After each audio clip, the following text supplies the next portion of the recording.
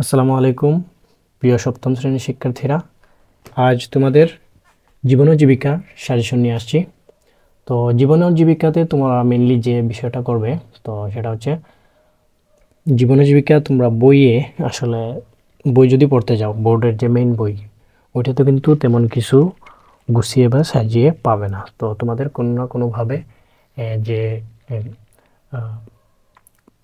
আর guide আছে, সপ্তম শ্রেণীর পাঞ্জেরি অথবা লেকচার গাইড আছে, তো ওইখান থেকে যে প্রশ্নগুলো দেওয়া আছে ওইগুলো তোমরা পড়ে নিতে হবে। যে প্রশ্নগুলো তৈরি করে দেওয়া আছে ওইগুলো থেকে তোমরা যেগুলো ইম্পর্ট্যান্ট আছে মনে হয় ওগুলো তোমরা একটু পড়ে নেবে।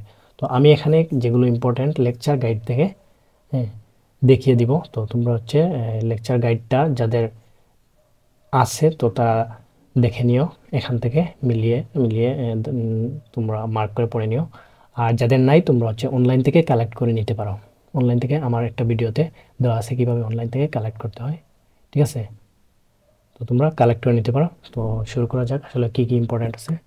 গাইডের যে কোয়েশ্চেনগুলো দেওয়া হয়েছে খুব বেশি না প্রত্যেকটা চ্যাপ্টারে, ঠিক আছে? তো তোমরা এগুলো শেষ করে নেবা।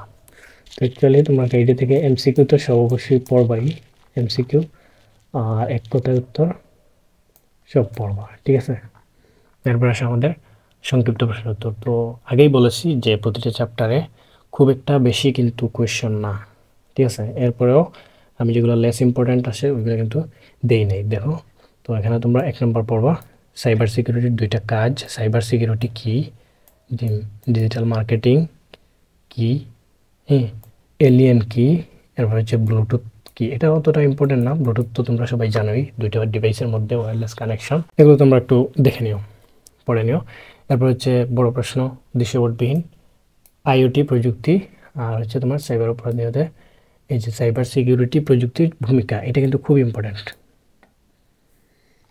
এরপর আসো তোমাদের রচনামূলক দৃশ্যপট নির্ভর, এটা তোমরা 2 নম্বরটা পড়ে নিও।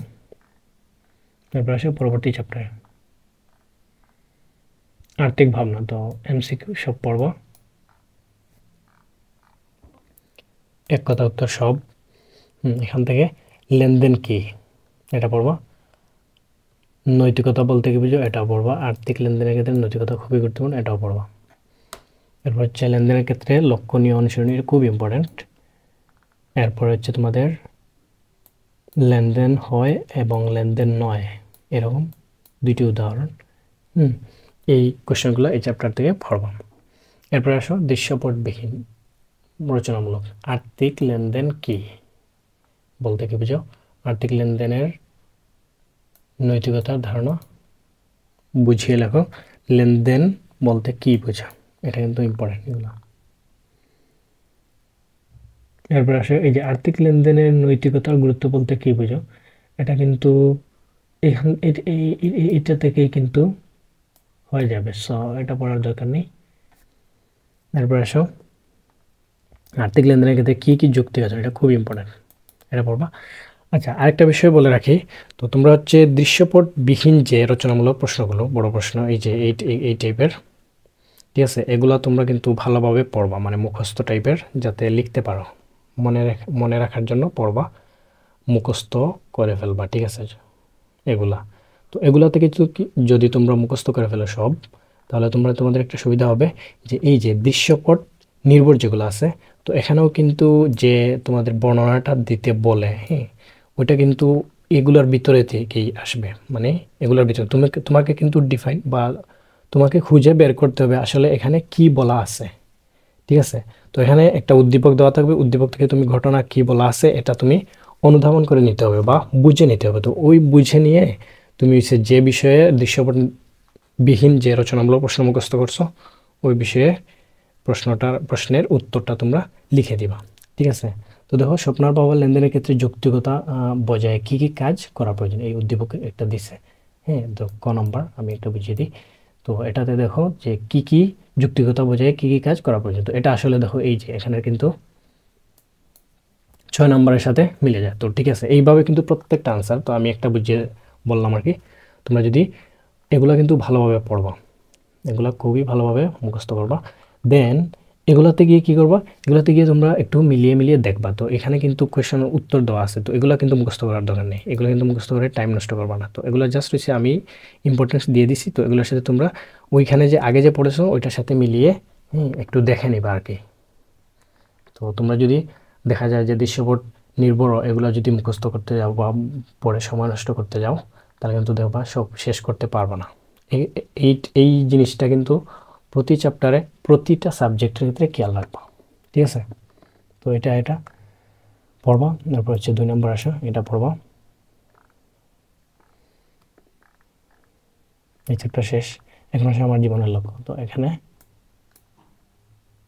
এমসিকিউ সব, কথায় উত্তর সব। লক্ষ্য বলতে কি বুঝো, এটা পড়বা। স্বপ্ন বলতে কি বুঝো, দক্ষতা বা সামর্থ্য কি, এটা পড়বা। এগুলো কিন্তু ইম্পর্টেন্ট। পেশা কি, যোগ্যতা কাকে বলে, SW OT এর পূর্ণরূপ কি, এটা ইম্পর্টেন্ট। এরপরে এখানে পড়বা 2 নাম্বার, জীবনের লক্ষ্য নির্ধারণের যোগ্যতা হলো একমাত্র বিবেচ্য বিষয়। এই বিতর্ক থেকে তোমরা কি শিখলে তা লেখো। এরপরে আসো, এটা পড়তে পারো, পছন্দ বা আগ্রহ বা যোগ্যতা, পছন্দ বা আগ্রহ এবং যোগ্যতা বলতে কি বোঝায়, এটা পড়তে পারো। ওকে, এরপর আসে আমাদের বিশ্বপট নির্ভর বড় প্রশ্ন, এটা পড়বা। আর পড়ার দরকার নেই। এরপর আসো দশমিক লেখক কাজ, এই চ্যাপ্টার MCQ সব পড়বা। এরপর আসো এক কথায় উত্তর সব পড়বা। আসো এখন আমাদের সংক্ষিপ্ত প্রশ্ন, যোগাযোগ দক্ষতা বলতে কি বুঝে, এটা পড়বা।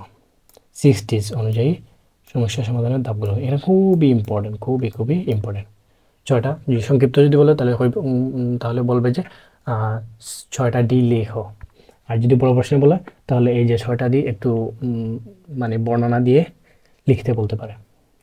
কার্যকর যোগাযোগ কি, কার্যকর যোগাযোগ দক্ষতার অনুশীলন প্রয়োজন, এটা পড়ার দরকার নেই। সমস্যা কি, সমস্যা কিটা দাগানোর দরকার, এটা আশা করি তোমরা বুঝতে পারো। এরপর আসো রচনামূলক দৃশ্যপটবিহীন, এটা 1 নম্বর প্রশ্ন। এই যে চিত্রটার দরকার নেই, তোমরা জাস্ট বর্ণনাটা পড়বা। ওই যে আগে যে বলছিলাম যে 6টা D। এরপরে আসো যোগাযোগী শক্তি, এটা কিন্তু ইম্পর্টেন্ট, যোগাযোগী কিন্তু শক্তি। ওকে, এরপর আসো দৃশ্যপট নির্ভর উদ্দীপকের, এই যে এটা পড়বা, এটা পড়বা, এতটুকুই। এরপর আসো আমাদের স্কিল কোর্স 2। ওকে, MCQ সব পড়বা, এক কথায় উত্তর সব। আর এখান থেকে হচ্ছে তোমার কেয়ার গিভার কাকে বলে, কেয়ার গিভিং কি, এই দুইটা খুব ইম্পর্টেন্ট, এই দুইটা পড়বা। এরপর পড়তে পারো যে কেয়ার গিভারের 2টি কাজ উল্লেখ করো। ওকে, এরপরে আসো আমাদের এটা থেকে তেমন ইম্পর্টেন্ট না, দৃশ্যপটবিহীন এখান থেকে না আসার সম্ভাবনা বেশি। এরপর আর কি পড়ে নিও একটু, যে তাপমাত্রা পরিমাপ করার পদ্ধতি অনেক কম আছে, সব চ্যাপ্টারে সবগুলি পড়তে পারো। পদ্ধতি ধারাবাহিকভাবে বর্ণনা করো, এটা। আর এই যে 2টা। এরপর আসো এই যে কেয়ার গিভারের, এইটা 1 নম্বরটা পড়বা। আর পড়ার দরকার নেই। তো এই ছিল তোমাদের জীবন ও জীবিকা সাজেশন, ঠিক আছে? তো তোমরা ভালোভাবে প্রিপারেশন নাও এবং বার্ষিক পরীক্ষাতে একটা ভালো রেজাল্ট করো, এটাই আশা করি। ধন্যবাদ সবাইকে, আসসালামু আলাইকুম।